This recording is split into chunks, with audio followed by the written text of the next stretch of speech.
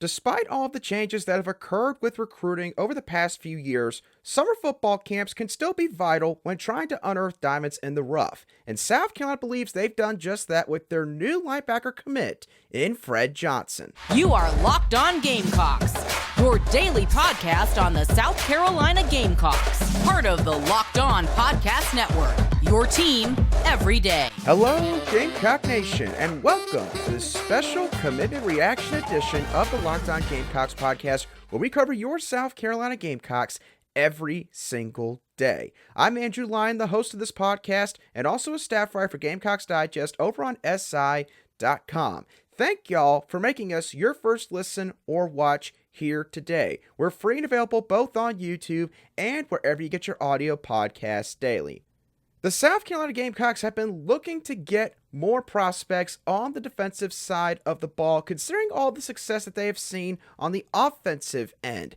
And they are starting to do just that this summer with their most recent commit in linebacker Fred Johnson out of Maury High School in Norfolk, Virginia. Now, Fred Johnson's recruitment accelerated quite quickly at the beginning of June. In the first weekend of June, Fred Johnson attended a Shane Beamer football camp and ended up putting in solid testing numbers, which led to him getting an offer back on June the 2nd.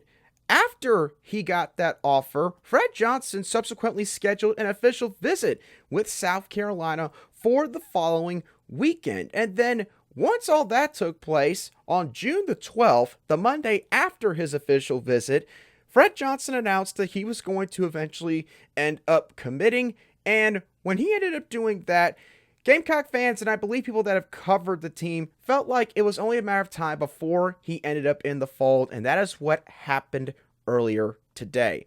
The Gamecocks snagged Fred Johnson over schools like Virginia Tech, Maryland, Rutgers, and Duke, who were the other Power 5 schools that offered Fred Johnson throughout this process. And based on these offers, you could kind of probably tell what kind of prospect the Gamecocks are getting in Fred Johnson, which is a kid that clearly he's got some potential and is somebody that just maybe hasn't been discovered yet when it comes to the major college football recruiting world. And his film from Maury High School backs that up.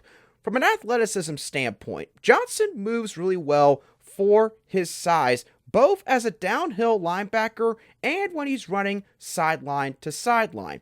When he tested at South Carolina's football camp back in the first weekend of June, Johnson ended up running a 4.52 40-yard dash time and also clocked in a 4.20 20-yard shuttle time. He did all this being listed at 6'2", 225 pounds when he was in Columbia for that weekend. So obviously, in terms of his linear athletic traits, Johnson is a kid that checks the boxes, especially considering the fact that he's going to be playing linebacker for South Carolina at the next level. From a position-specific standpoint, Johnson's got really good patience and awareness in rush defense. This is not a kid that gets easily suckered in on option or zone read type meshes in the backfield all too easily. This is something that could separate the sort of average rush defenders from the really good ones. Johnson is a kid that, despite the fact he split his time between offense and defense at Maury High School back in his junior season, he's somebody that's got a very high football IQ and is not overly impatient when he is trying to diagnose everything that is going on in front of him. He is also a guy that takes great pursuit angles from the backside of plays that are going away from where he's positioned on the field. And when he has to, he knows how to lower the shoulder and use his lower body explosiveness at the point of contact to lay the boom, so to speak, on opposing ball carriers. Now, I mentioned just a couple of seconds ago that Johnson plays both sides of the ball for Maury High School, or at least he did this past fall.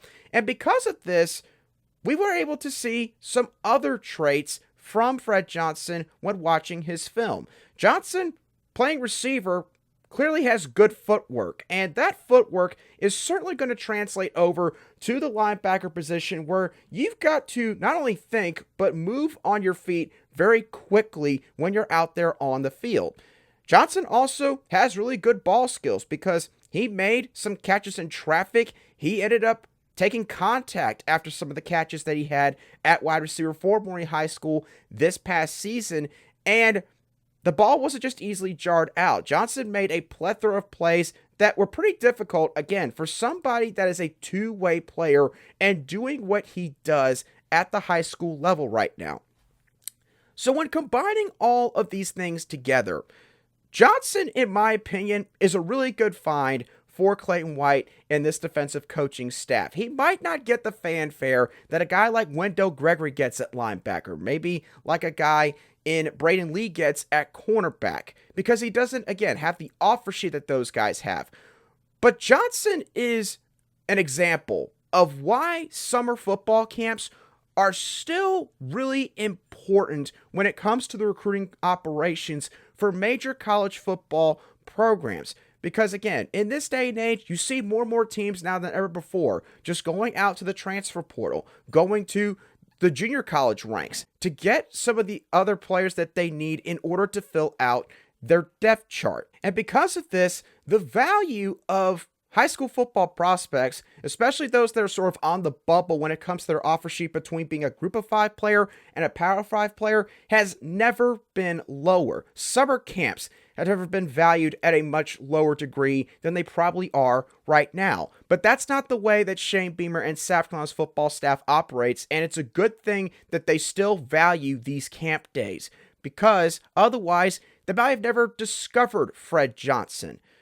Fred Johnson, when it comes to his athletic traits and his skill traits, he has the ingredients, in my opinion, to at the minimum be a solid rotational linebacker for Clayton White's defense in the next few years and eventually become a possible multi-year starter at linebacker for the Gamecocks. I'm not going to make it out like he's going to make a massive impact as soon as he gets to Columbia. I would probably suspect that as long as Fred Johnson sticks in this recruiting class, that you'll likely see him be more of a special teams guy in year one and trying to learn more of the nuances of the linebacker position, as of course he obviously won't be playing both ways once he gets to Columbia. But nonetheless, in my opinion, this is a really good get for the Gamecocks. It might not, again, match some of the rankings of some of these other commitments that they've gotten, but make no mistake, the Gamecock coaching staff, this was a diamond in the rough find for them. They clearly see something in Fred Johnson when it comes to his athleticism, when it comes to the way that he plays at linebacker. And this could be one of those, again, low risk, high reward type of high school commitments that the South Carolina Gamecocks are getting here with Fred Johnson. Thank y'all so much for tuning into this special commitment reaction edition of the Locked On Gamecocks podcast. If you're interested in looking at more content from the Locked On Gamecocks podcast, then you can be sure to follow us wherever you get your audio podcasts daily. Click the bell for alerts on new shows like this one, or you can also go to YouTube and find us at Locked On Gamecocks there and subscribe and click the bell for alerts on that platform. You can also find us on Twitter at Locked On S_C, and you can find me on Twitter at @ALion_SC. But with all that being said, again, thank y'all so much for tuning in to this special reaction edition of the Locked On Gamecocks podcast. Have a great rest of your day, and I'll be sure to catch y'all on the next show of the Locked On Gamecocks podcast.